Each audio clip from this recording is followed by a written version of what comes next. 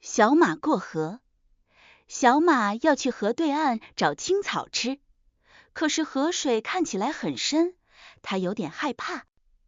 小马先问妈妈，妈妈说：“孩子，你自己去看看。”小马又问小松鼠，松鼠说：“河水很浅，我每天都能走过去。”小马又问大牛，大牛说：“河水很深，我差点掉进去。”小马左右为难，不知道该怎么办。最后，小马决定自己试一试。他慢慢地走进河里，发现河水只是到他的小腿，根本不深。小马高兴极了，安全地过了河，找到了好多美味的青草。故事告诉我们，遇到困难要自己尝试，不盲目听别人说。